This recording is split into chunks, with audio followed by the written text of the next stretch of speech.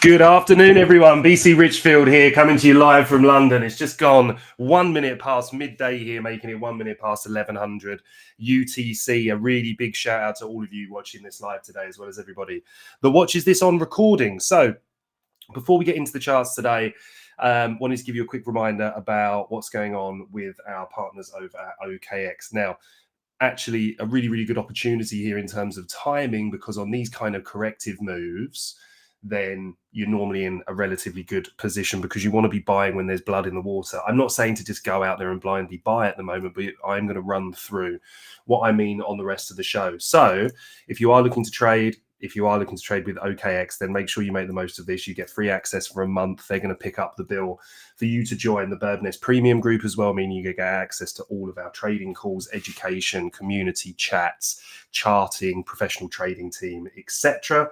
And by doing so, you get yourself 600 free SOPH or HUMA tokens. Now, the reason that I'm quite a fan of this, in terms of when we were looking to do the deal, is because there's every chance that if we get the right conditions, that these kind of tokens are the things that can really, really blow up, right? So for just going and doing something you were planning to do anyway in terms of trading, this is all on spot as well. You can find all the details on the Birdnest Twitter account pinned at the top, and it's just free money. Basically, even at the end of the day, if they don't really move too much, you're going to cover pretty much what you've got there. And if they do just have a little run, then you've got them sat in the spot account, and it's just a very easy and quick way to make money. But first of all, we need to have an understanding of where the market's currently at, what our kind of risk appetite is looking like for the week ahead, what happened last week that's plugging into this week, and what are the key news drivers as well as technical drivers that we're looking for. So very, very good morning to everyone. Apologies if I've missed you in the chat. Let's get the charts up and let's take a look at where we are. So for anybody that maybe hasn't seen this, Craigie boy, how you doing, mate? Did I miss another all-time high?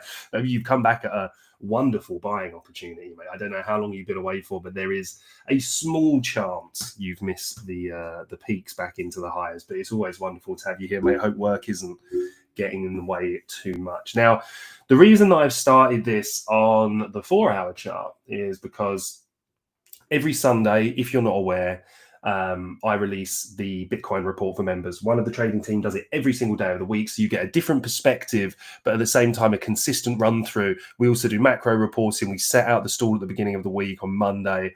The trading team meets. We review the markets where we are. We put our thoughts forward along with the key news drivers and events that we're watching as the week unfolds. So with that in mind, what I do is it's free for members anyway, but I always share my daily and 4-hour thoughts, right? You can go onto my Twitter profile. You can go and take a look. I was thinking about sharing the screen, but I mean, look, if you want to go and wander over and take a look, it's absolutely up to you. But we're going to be working off of the basis of what you can see on the screen at the moment, which is the yellow or orange and the red box, right? And that's our key point of resistance. So while we continue to have resistance there, the assumption is that price is going to purge lower into the daily demand zone or the green and gray boxes where you can see price is at the moment, all right? And the reason for that is because we're looking for those key liquidity pools. Ultimately, price trading is all about, an asset, an instrument being considered value. That's why we see price ranging, 70% of the time and trending only 30% of the time. Trending is where you're moving into price discovery, right? Or, price can obviously be trending the other way, which means that it's coming down from levels for overpriced or overvalued assets. And that's basically how we look at the charts, right? So, we align that with auction market theory, right? So again, funny stroke terrible example that I'm pretty much known for. But if you were looking at this as an open auction, right, what you can see is that bidding starts down here and it's pretty tempered, right? Prices in a small range here. Bidding coming up. What they have to do is you need that first catch here. So bidding kind of starts off a little bit flat here.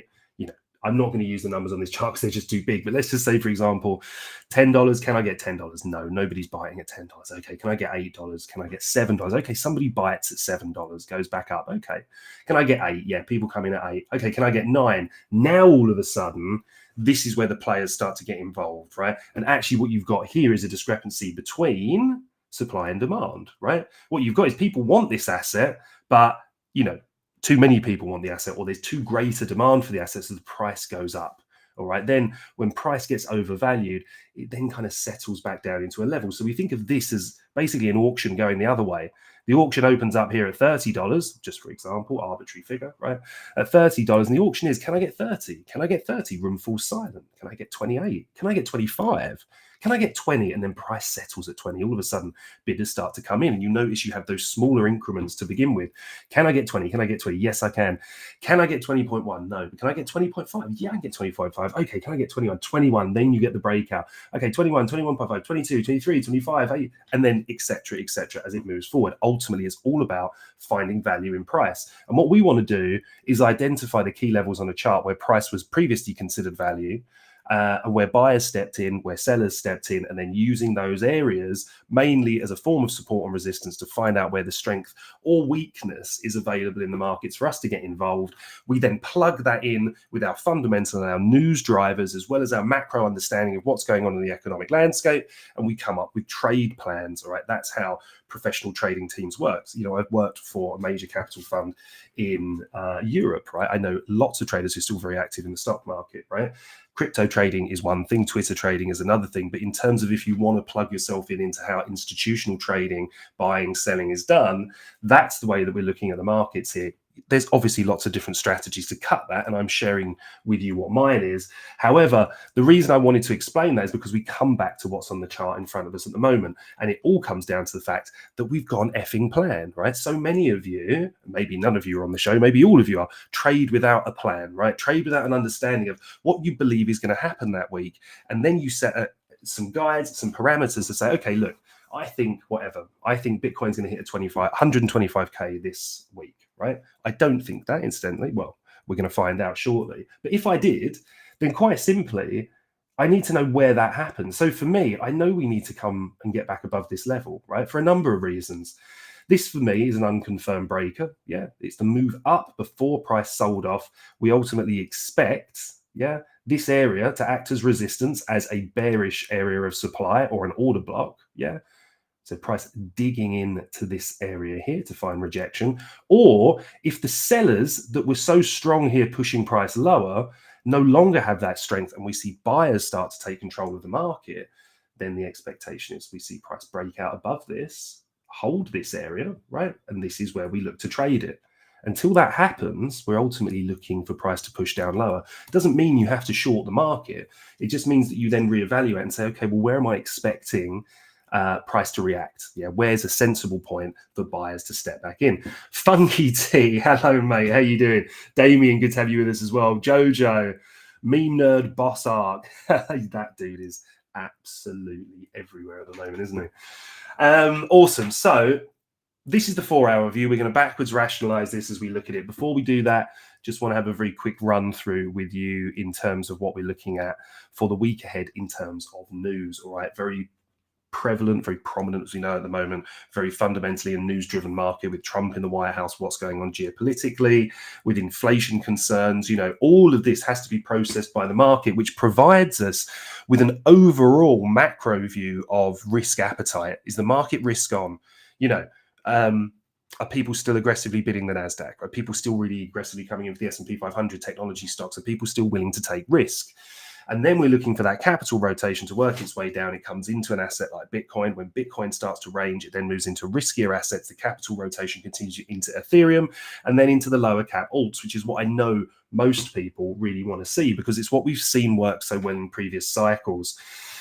So what have we got? Actually, fairly benign start to the week. No news Monday. We've got no news on Tuesday. We come into Wednesday. By the way, the focus is on the US market. It always is for me, unless I'm trading Forex, because it's the biggest market in the world, has the most effect on other markets, and the dollar is the world's reserve currency. Now, this is quite an interesting one, right? Because we've got FOMC member Waller speaking now. There was talk about Waller being one of the candidates to replace Powell as the Fed chairperson, the Fed chairperson. So that's going to be interesting anyway, but I don't really expect it. We can see the folders orange, meaning we don't see high impact news there, but definitely something we want to be aware of. And especially when the market is very sensitive to fundamental or news drivers. Then we've got the FOMC meeting minutes. This is going to be an interesting one, right? Because with the data, the way it's coming through, we had a hideous PPI print. We had other news go against it. The market really turned last week on that news because of the fear that the tariffs are now starting to wash through. And this is the concern that I've had, right? And not, I don't just come up with these things on my own. I have some wonderful macro people that I listen to in great depth, Capital Flows, Macro Alf, the guys over at London Crypto Club as well, who are just superb. There's others as well, David Bell, Think Money. And I've got to know these people over years and years of trading. I've got a wonderful team at TBN as well, who obviously work really closely with me. But no matter who I take that information for, I need to plug that into my own model, into my own understanding. And my concerns from this side of things, in regards to not a kind of macro driver, it seems like, ultimately everything has been going well for risk, henceforth we've been risk on for quite some time.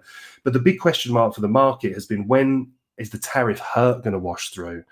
And the thing for me with PPI, if we look at it, when the trade deals were announced, there was a grace period that allowed companies to really kind of stockpile, or certainly they would have had allocations, they would have had stock left over that weren't privy to the tariffs, right? So ultimately, they don't need to add the tariffs onto those goods. Consumers can still get access to those goods at the same price they did previously. The consumer doesn't suffer, nor does the company selling them. However, when those stockpiles dwindle, and then, the tariff impact does come in, and the big question is, do the companies wear it on their bottom line, or do they pass it on to the consumer? Now, we haven't seen the wash through in CPI, which is our consumer price index, but we're starting to see it now in PPI, right? This is the producers. So, there's just a little bit of concern now that this is starting to kind of find a squeeze a little bit later than people thought. People thought kind of, end of July, we would start to see this washing through. It's now into mid-August. So that's, I think, where there's just a little bit, just a little bit of concern in the market at the moment. Wojciech, hello, mate. Always good to have you and everybody here with us. Yeah, I think it is going to be a really interesting week ahead. FOMC Wednesday is the real big kind of item here, as we've got unemployment claims coming through on Thursday, as well as flash services PMI. Again, this gives us a little indication of the economic health in the US. Now, Friday, this is the really interesting one. We've got Fed Chair Powell, obviously, right at the end of the week, though. So this is quite an interesting one as well. That's 3 p.m. London time. And then the Jackson Hole Symposium. So again, these are all going to be about the tone, what is said, what are their concerns about inflation, are they seeing the economic data, is it pushing us away from rate cuts? Get yourselves on poly markets, have an understanding of what the likelihood is, because in the last few weeks we saw, pushing up and up and up towards the percentage, got to the 90% for a September rate cut after the Fed obviously paused in the last meeting. But that data washes through all the time, right? So there's always change. So we need to really watch for the tone anyway. And Jojo's got a few points here. We got a few events this week. Trump meeting EU leaders tonight, exactly. Blockchain Symposium, Jackson Hole Symposium, and FOMC meeting minutes. Yeah, pretty much covered all the big ticket items there as well, Jojo. Certainly aligned with my thinking. So where does that leave us? Well, ultimately, what we can't do is we can't over allow for news. All right, it can be very, very distracting. We want to have a macro view of that, or if you're an intraday trader, then you want to have an understanding of, okay, where are the injections of volatility happening?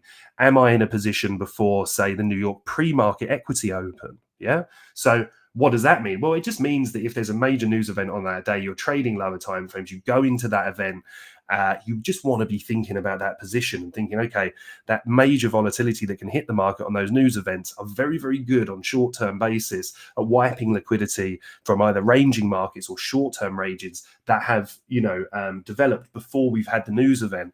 So it's just having that understanding of where we're heading. In the flip side, they can provide the catalyst for recoveries or the catalyst for price to retreat. So, and Soman Assam, no bouncy bounce asking for a friend. Love that.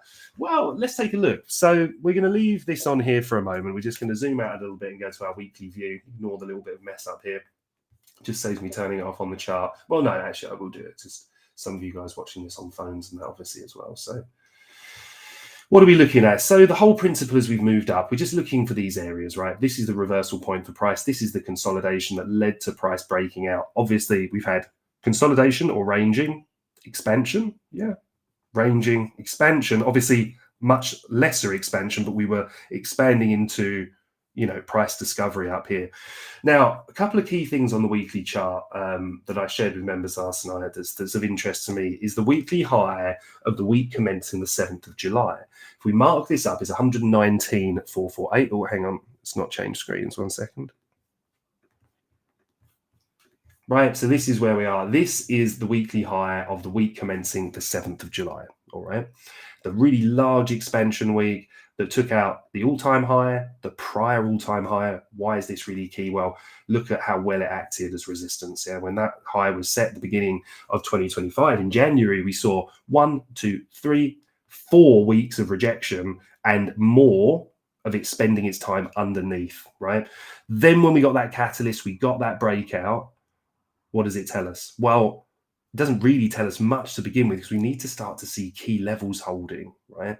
Otherwise, there's a chance we get caught in the deviation, meaning that we step back above the range, back into it, and then there's a much higher likelihood that we sell off. As it stands, we're holding the area. We're ranging around in here. It's allowing capital to rotate into ETH. That's why we've been seeing ETH perform particularly well. That capital rotation then moves its way down into the high, mid caps, low caps, and that's what we're looking for. Now, this green box is the weekly gap, is the inefficiency that exists between the high of this week, which started Monday the 30th, and the low, the wick low of this week, Monday the 14th. Price loves to rebalance these areas. All right, it's basically, think of the inefficiency as the buy orders coming in so fast, the market's inefficient here, meaning you get that slippage effect, you get that price running hot. Well, the market often comes back to rebalance these areas, and we were long again here from the prior all-time high, 111,987 here on OKX. Now price is just ranging between these two areas. This was a strong rejection candle, so we open the week expecting more downwards price action. Looking at this as a range, if the range low is in around here and the range high is here, ultimately deviations from the range high, price comes in range low, range high to range low, until we get a confirmed breakout of this area, which we have not yet had. All right, Lucerino, good morning, mate. Sorry, I'm missing on a few of your comments. Yeah, monitor stuck, Horace, good spot, Funky T as well. Jesse, good to have you here as well, mate. JG, classic weekend, pump and dump, what fun. Exactly, welcome to the wild west of cryptocurrency. I mean, what's not helping at the moment? We will take a look at this in a moment as well. At a kind of weak opening here from the indexes. Yeah, so the equity market indexes, Nasdaq especially, full of technology stocks, including obviously the Magnificent Seven: Apple, Microsoft, Amazon, Google, Meta, Nvidia, and Tesla. Major stocks plus chip manufacturers, etc. So typically, what's good for the goose is good for the gander in that respect. So we're looking for positive environment for risk assets in terms of the indexes, as well as other areas. We typically want to see a weak dollar index. All right, the correlation for that, as it does, correlation swings in and out with assets. So it's important to understand how accurate or how much it's affecting the market. I tend to look at these as a little bit of a basket. Again, been a tricky one really, because gold's been abnormally strong. The dollar's been abnormally weak, or not abnormally weak, but incredibly weak for a number of different economic factors, some of which are forced. the VIX has been a very good indication here for us, especially on the shorter time frames. And we want to see the VIX down, right? We want to see the dollar down. So with the VIX elevated, the dollar elevated, gold elevated, which is seen as a safe haven currency, this is where we're kind of sat at the moment saying, okay, the week hasn't ultimately started amazingly well for risk. We can see it within here as well, obviously, you know, the blood in the water in crypto, but we want to zoom out and find the reasoning behind this. So, you know, we can look at that and say to ourselves, all right, let's just make a plan. And what is that plan? Well, the plan is, while everybody else is fucking panicking and selling down here, you're going to be smarter than that, and you're going to realize that the people that do the best out of these type moves, and look at these boxes that I've got, right? So let's just look at the last three. We didn't actually get a retest of this on the weekly, but the principle remains the same, right? What happened in terms of rewards, for people that were buying into the pump, into resistance, all of these areas here. In fact, we can highlight them even better than that, can't we, I think? So, you know, just all of these areas here, people are buying when things start to pump. This one worked particularly well, but we could still justify this on the breakout of this versus people who are buying, you know, you hear this all the time. The aim is to buy low and is to sell high. Yes, it's a cliche, but ultimately it's bloody true, right? So just, you really want to remember that, because it's a very counterintuitive thing to do from a psychological standpoint, right? To be buying down here. You know, when we were buying this retest, everybody was saying rejection at the high, we're coming back down here, price is going to fall down, we need to retest 100K, blah, blah, blah, blah, blah. That's fine. That might have played out. But if we just calm ourselves for a minute, identify the key areas on this chart where buyers and sellers are most active. So, for example, here is a massive area. You can immediately see that down here was as well, right? Why? You know, these are just rough boxes as well. Just look at where the buying happened. Yeah, price could not get down below this level, right? It just couldn't do it. So what would we expect? Well, we would say, okay, well, if we look at all the wicks on here, let's take the lowest wick of this move, yeah? And then I want to find out where these wicks are coming into play as well. So I'm saying, okay, well, I would say there's probably two larger area here, but definitely that. It's got the low of this wick, which was the breakout and the retest. This wick was contained by this area. The buyers completely stepped in here. In fact, let's do this as a bright green box, yeah? Like this one underneath it. I'm going to move that, actually do this as a, just move that to grey quickly, which is normally the color of the gaps. So absorption, buyers stepping in, absorption, buyers stepping in, absorption, buyers stepping in. Look how many people are trying to short these levels, right? Look at them. All these wicks tell you all the trashed shorters that stepped in there because they're too low, versus people that shorted here, here, here, here, right? Even here, if you shorted here and you got stopped out, well, fine. It's just giving you an incredible bit of information that now you've got the breakout, you wait for the retest of the key level and you step back in here. Oh my God, what if you're wrong here? Well, just don't sweat it. You've just paid for really good market information that tells you that if you then step back down into this area here, and especially if you start closing below these consolidations that lead to these pumps, the chances are the price is looking lower, okay? So let's just have a plan, whatever we do, to trade the market both ways. That's what's going into our thinking right now. So if I'm looking at this and I'm saying, well, where's the most likely place for price to bounce? Well, what are we respecting through here? We're going to refine this on the 4 hour in a minute as well. And I'm just going to take a quick sip of tea. Yeah, Jojo, good attendance today. About 2,500 people on these at the moment live, which is a real blessing. Do really appreciate all of you taking the time to listen to me ramble on. So this is what I'm kind of looking at the moment. I'm saying to myself, well, where's the most likely place for buyers to step in here? So we found buyers in here before, right? If we remember, we zoom out, this is our weekly gap where buyers came in. Well, where is key liquidity resting? Typically below old lows and above old highs, right? So we're going to pop this on here as well, just so that we understand that's a weekly low. So it's a decent time frame level. We now go back to the daily and say to ourselves, all right, so where are the possibilities in here for price to recover? Well, we're starting to break down now. All right. So, you know, if you're looking at this as kind of macro structure here, we'd still need to come back down below this high, really, below this low, sorry. But at the moment, I'm focusing a little bit on where we have these kind of key consolidations. And if I look at this area here,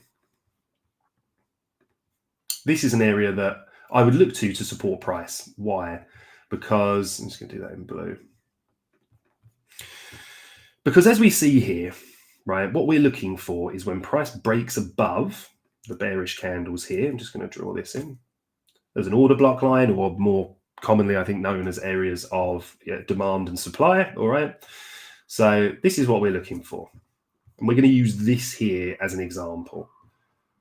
Just get rid of that for a moment. All right.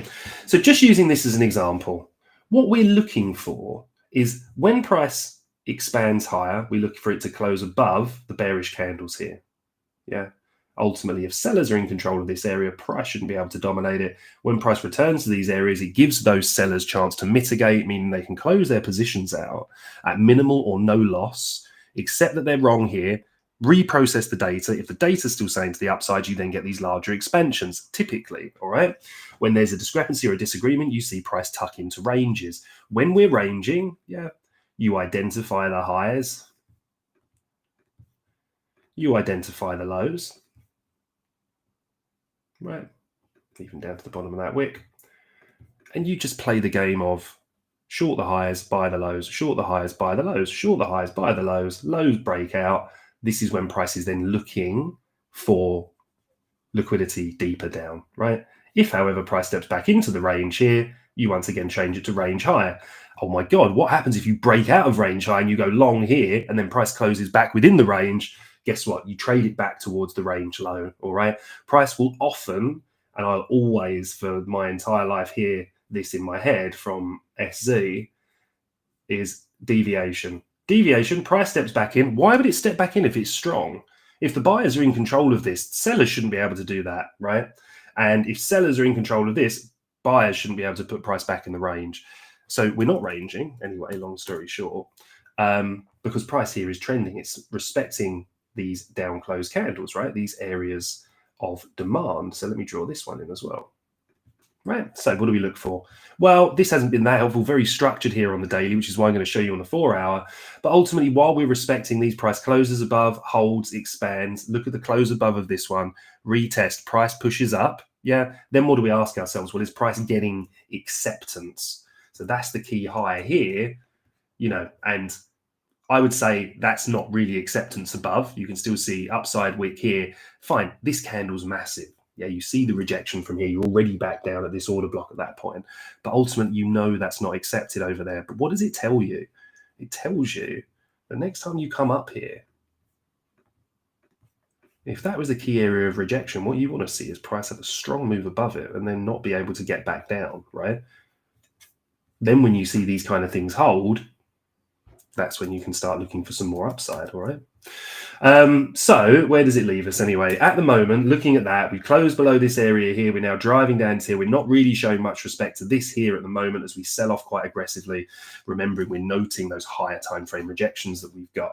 So let's clear this up and let's look at the plan on the 4 hour. Because if we stick our weekly and daily back on, we can see the daily was already on there on the report. This is the order block. Typically I have that with a black line just to stop there being too many boxes on the chart. Price is really kind of scything through this area at the moment. It's not really showing it a lot of respect. If we get a daily recovery back into here, and I'll include that to the wick low, which is sat here at 115.839.1, which is that low. We climb back in this area here, then I'll cautiously look for price to recover this level here and push higher, okay? Apart from that, we have to go with the momentum. We have to go with what's in front of us. And the real kind of tease of the resting liquidity sits down here. But there is one thing that I'm looking at the moment as well, which is this, okay? So this is another daily order block. And the reason this one's of interest is because it hasn't been retested. This was the breakout candle. Price never retested this area. If this was kind of the consolidation that led to this massive pump higher, maybe this is a good area to look for buyers to step in. What else does this align with? Well, we've got a daily bullish gap overlined with a weekly bullish gap as well. Now, we have rebalanced this gap or inefficiency down to here. So there's an argument that the really key liquidity is resting here. But I'm willing to take some nibbles at this here because if we get that recovery within here, we might not reach this level. If I take a nibble here and I'm wrong, fine, I'm out. 0.25, 0.5R, whatever your risk allocation is to this. But what I can do is build a nibble here. And then if we get above here, then I can add some more. I can pyramid into this, right? If I'm wrong and I get stopped out, fine. Then I'm pretty certain that this is the area that price is then looking for. And this is where I look to build long positions down here. If we come back within this range, yeah, as we established on the higher time frame, you can see the range here, then this is when I would expect price to just start ping-ponging around in here. Doesn't mean that we don't get some nice action on some alts and that. We would need to take a look at things like Bitcoin dominance, which we will have a little look at before the end of the show. But that's the basic principles. So how do we formulate that into a plan? Well, I then go down, and this is how we came up with this plan, right? So the daily was really simple. We just closed in below this, right? So if we're looking for price to move lower, there's two things that I really like to monitor here. That's the areas of supply and demand. Yes, supply being above, demand being below. So for example, you're looking at, if you were looking at this in terms of these, you would be saying, okay, well, these are our areas of demand. Yeah. These were areas of supply. See the up move here, price broke down, closed below these, retested it here and sold off aggressively. So when we came back to this area, yeah, that's what's keeping price suppressed. And I'm focused here on the bodies. Look what happens when price breaks above this. See how it treats it as support and moves higher? Why does it do that? Well, for me, I've always looked at this as where the buyers and sellers, had the most impact on the market. We can see quite clearly a few things here. This up move here led to price breaking down. When we did so, this line here was retested here and here. Buyers failed to overcome this area.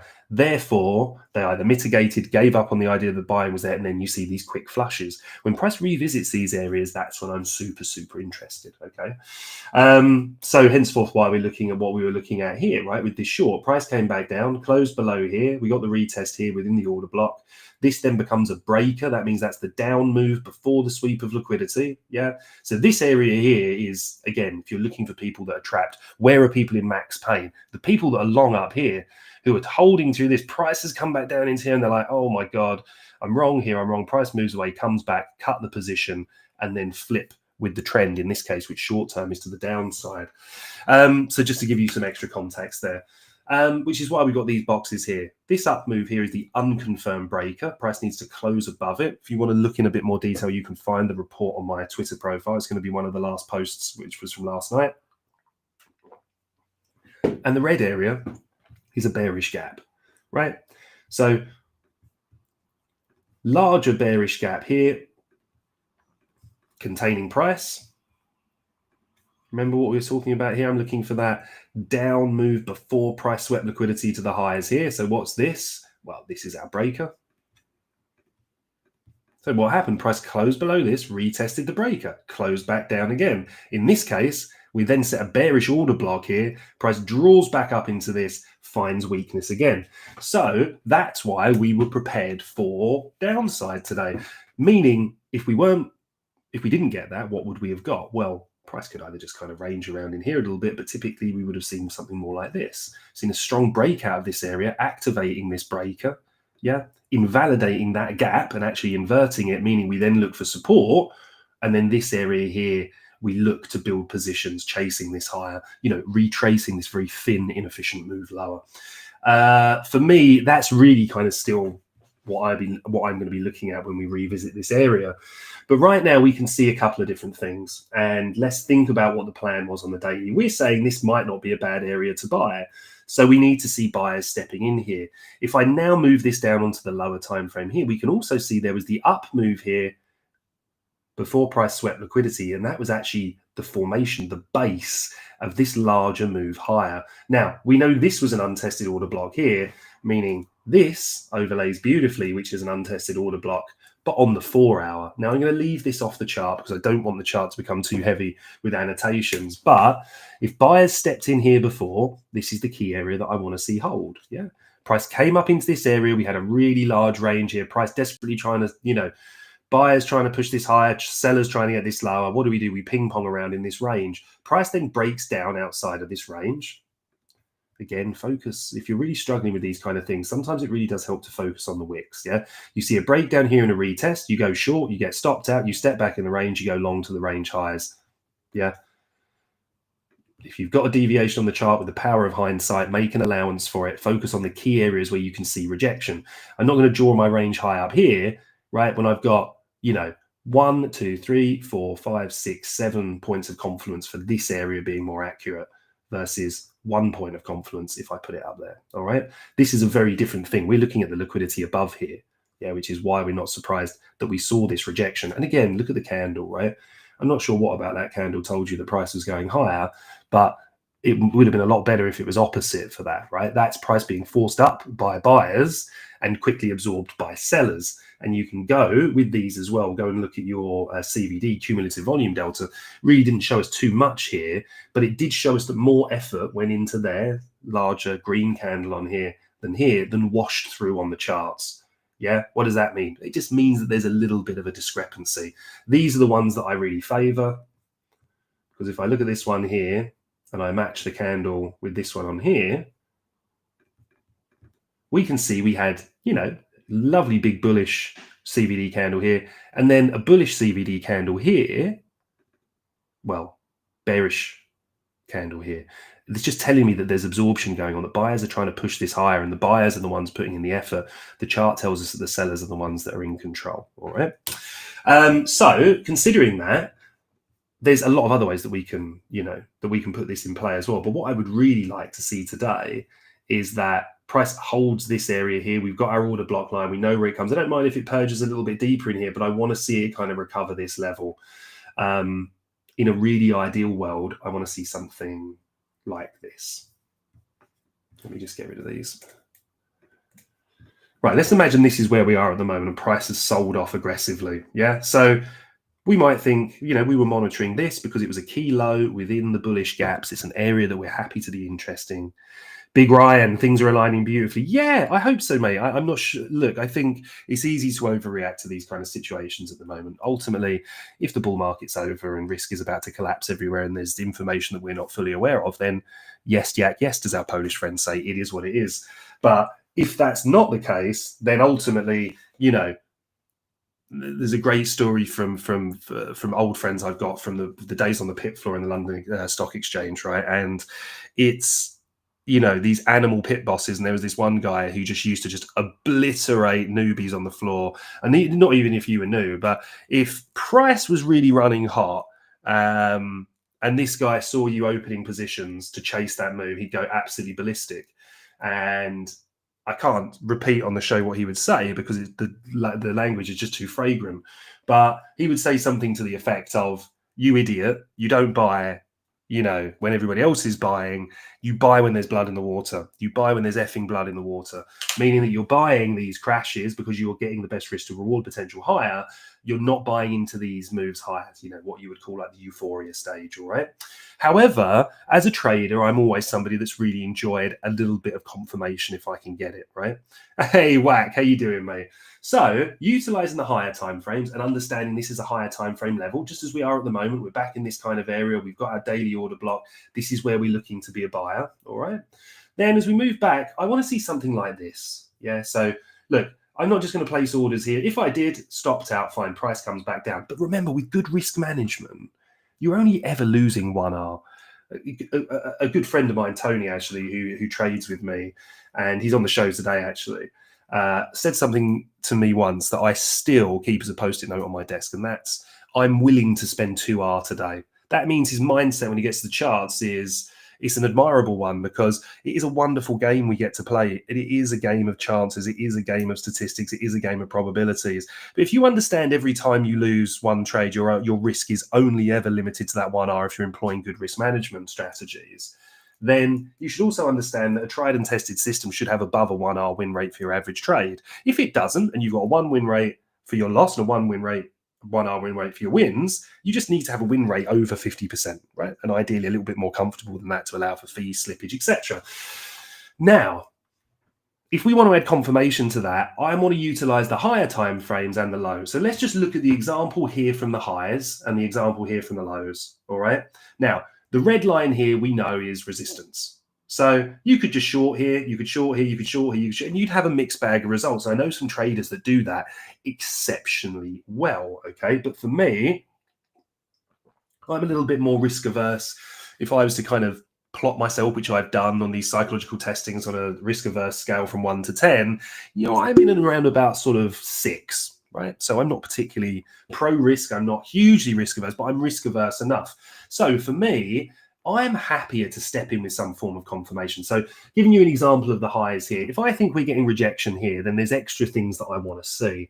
I want to see price having long wicks to the upside like this, showing the absorption. But then I also want to see a little nod to price moving lower. So for example, what are we looking at here? If we look or we focus, for example, on breakers, or even if we're looking at, areas of supply in this case, so the bearish order blocks we'd be looking at. I'm just going to focus on the bodies here, right? So price comes this level, we expect rejection, right? If we wait for the confirmation of this area, because it's where the buyers were prominent, this down close candle here as well, before price moved higher, well, if the buyers were there before, I want to see the buyers, first of all, not be there, confirm it by closing below, which we get here. And on the lower time frames, I can short these moves moving higher into my area of rejection. And then I can redraw these as they become more relevant. So price comes in here, gets a little bit messy, no problem. All right, where's the same for this? Here, right? So as I look in here, what's supporting price and what's rejecting it? I would look at this area here to be the main support for price, right? Oh, bear with me, make that bright green. Yeah, that area to be the main support. Why? Because this is where successful buying happens, successful buyers, successful buyers, successful buyers. So as we come into these areas, fine, we move beyond that then, but then when we close back above it, where do we target? Well, if we've only got this data, well, this is the area rejecting price. It's within the larger area of supply. When price has come up, a new up move here, this is where we had the breaker. Price moves up. Those buyers are now trapped. They're the ones in pain. The market's moved against them. It now moves back to that same area, allows them to mitigate. These are the areas we look for shorts. We look for shorts here again. And only when we close above this, as we look through, we've just drawn this data across here and we say to ourselves, okay, now we've closed above, retested this area we look to buy. And all of a sudden it gets a bit messy because it closes below the level. But that's not a problem because we've at this point failed to add new data. And what's the new data telling us? Well, as we look at price developing through here, what are we doing here that we weren't doing here? Kind of ranging here. Here we're trending higher, higher, higher, low, higher, higher, higher, low, higher, higher, higher, low, etc., etc. So when we see price come above this area, we get that expansion. We say to ourselves, okay, well, what does that actually mean? Well, what are we looking to support price? Remember, when price is moving up, we're looking for the consolidations to allow the buyers to step in. Henceforth, we would then look at areas like this and the one below. Okay. So as we are at the moment, we want to find a reason to say to ourselves, we want to be going long down here. And what I really want to see is a recovery move like this. If we imagine this is price in real time now coming in, I want to see the point at which we get price purge out a low. I want to see that down move into the lows. I want to see that closed above as we get here. By the way, hey Whack, great to have you on the show, buddy. Nick, brilliant to see you as well. And Gibril Master, hello. So man, we'll just have a look in a moment, right? And see what we think is a good level for a bounce. But we close above it here, no problem. I'm not looking to just ape in here. I want to see price cool off, show me that it's willing to hold this area in here, right? Then when we come back into here, we could even, if you wanted to, wait for secondary confirmation within this area. And there's two lovely things about this. So price dives back in, but in doing so, you see that structural shift to the downside. Then when price moves, expands above this. Let me just delete this one for a minute. This is the area that we're now keen to hold. This is where sellers were really, really strong. Price has now ultimately dominated them. Buyers are back in control. And we look for retests of this areas to buy. If we come back down, we close down below this level, we see that as weakness. We see the buyers have lost control of this area. And, below here, we can look to target these initial consolidations lower. All right. So just in response, before we look to shut the show up today, to Soman saying 113K. Yeah, I think also if we just let me just do this quickly.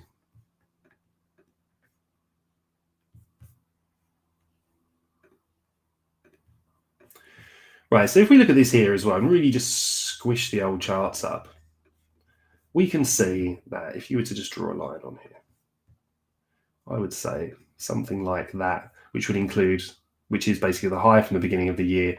This was a key kind of pivot point. Price deviating here, retesting, selling off, selling off, selling off. Price came back above here. One thing that I've been looking at as we've kind of been moving across that is there's a few nice consolidations in here that price hasn't quite retested yet. Now, I'm not saying price is coming all the way down here, but we know we've got some high time frame and regular and current time frame liquidity resting below here. We see that is sat atop of this consolidation in here, which led to this huge move higher. If those kind of buyers in there, then if price comes anywhere near this, this is where I'm really looking to get involved. However, again, just moving back on this, I'm not really sure this is a great time to start getting massively bearish. Yeah, higher highs, higher lows, consolidation above prior all-time highs, typically, is course for price to move higher. But we don't want to just guess that. Price likes to do these things from areas where buyers and sellers are really prominent. So kind of looking for this general area. Like we said, we've got this move here. We're looking at this order block within here. If this doesn't really hold, let's pop our daily and our weekly back on.